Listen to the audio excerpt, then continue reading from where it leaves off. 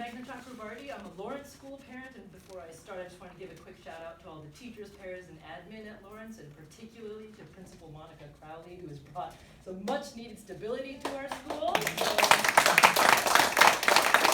also actually want to thank the members of the school committee and Superintendent Bott, who unfortunately couldn't be here, because I do believe that local school governance is one of the purest expressions of American democracy, and it brings together entire communities for the ultimate common good, which is our kids. So I thank you for your time, your dedication, and your service, and I would like to actually give you a round of applause.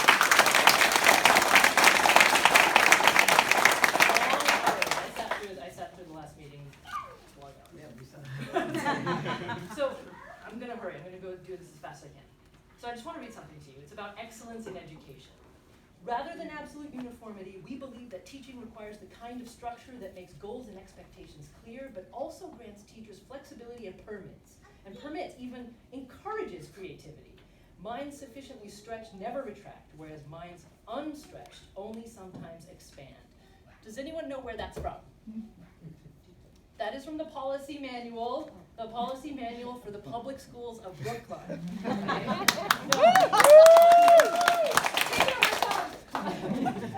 It is a 387-page document. I have read every page, but it is a fantastically inspiring statement of what a Brookline education ought to mean. And after reading it, I have to say, I began to understand what our kindergarten teachers meant when they say there is a reality gap between Brookline educational values and what's happening in our schools.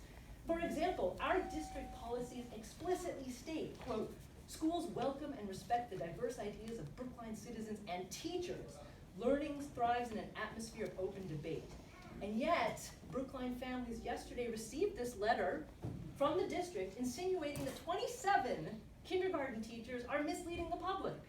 That they, who collectively represent 310 years of experience, that they are not accurately representing what's happening in their own classrooms. How is that respecting teachers? How is that encouraging a thriving atmosphere of debate? That's a reality gap. Then there's the gap about our district policy, which states that the very reason, quote, the Brookline public schools exist is to educate each child to become a responsible adult capable of the quality of life in a free and changing society. But we're hearing that in some schools there are cuts of up to 50% being proposed for social studies and science. Makes no sense to me given the world our children are going to grow up in. There's another gap. And then there's a gap in one of our core values, which states the public schools of Brookline are committed to identifying and eliminating barriers to educational achievement in our schools.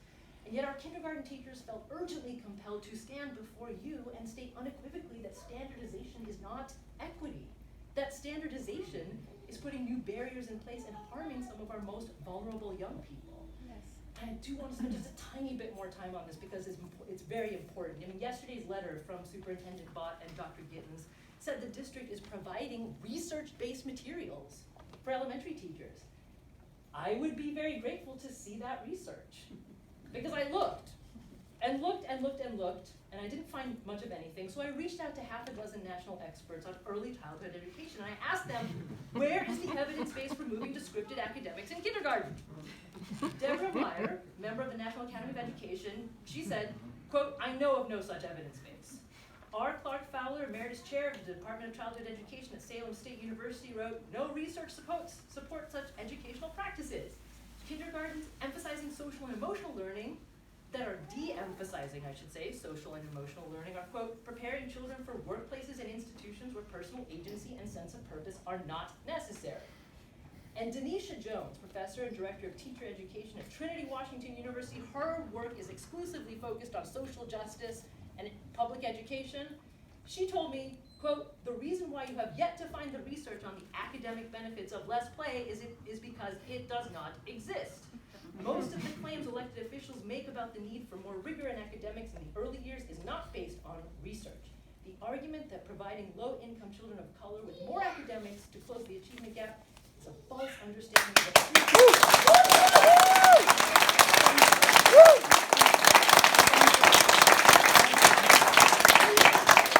I understand that public comment time is not a time for dialogue, but what we need is more dialogue right now, so please, I'm almost done, okay? Dr. Dr. Jones also stressed that taking away play-based learning is a continuation of the adultification and the attack on the right to a childhood for young people of color. But there is a very strong base, a large evidence base, showing the superiority of play-based learning. I have a list of studies. I will skip this section for you. But the point is that in longitudinal studies aged 2, 5, 15, and 23 years after kindergarten, children who were in play-based learning classrooms showed by far greater levels of achievement in every academic subject they were tested on. Okay, so now, I'll cede my time. I beg you. We absolutely do. We've all been here since 2 o'clock, and our meetings, our agenda already goes to 10 p.m. this evening with 15 minutes. Yes. We want to hear it. I will cede my Can you time. stand behind? Can you stand next to her? Can you stand next to her? Well, it's not my turn. I'm not next, If but you're ceding your time, I am ceding my time. With all due respect, this is a democratic process. This is the only opportunity we have. We have for some of our subcommittee meetings as well, including at curriculum today. understood. This is not about you, this is about us. This is not, you can stay till midnight. That's, you know. I don't want this to devolve into an us So versus we're them. gonna- I want to tell you that I So respect I'm your gonna cede process. their time, so you have 2 more minutes. I do think it speaks a little poorly of the town of Brookline that there not only is no dialogue that citizens can have with the school committee, but that when they try to express themselves, they are being shut down. But I will try to finish as much as I possibly can. So, given what we said about play-based learning, recall what our kindergarten teachers told you. They are seeing in our own classrooms right now, from children of all different backgrounds, anxiety, trouble toileting, behavioral outbursts, children saying, "I am stupid." That is a profound reality gap from the very first commitment in our policy manual, to stimulate a spirit of inquiry and love of learning that will remain with each person throughout their lives.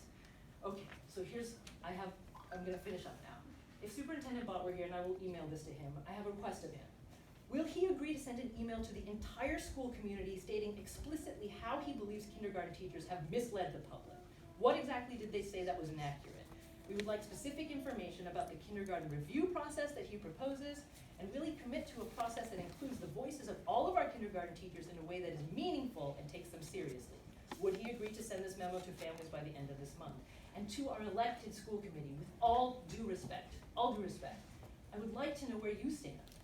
I respectfully request that by the end of this month, you send a letter to every family in Brookline stating whether you endorse yesterday's letter from Superintendent Bott and Yes.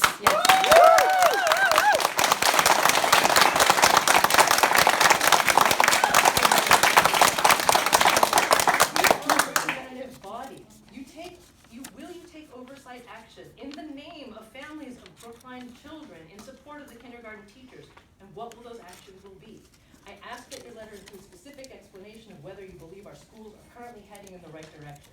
And I do apologize. I do deeply apologize for going on for so long, but nothing is more important than this.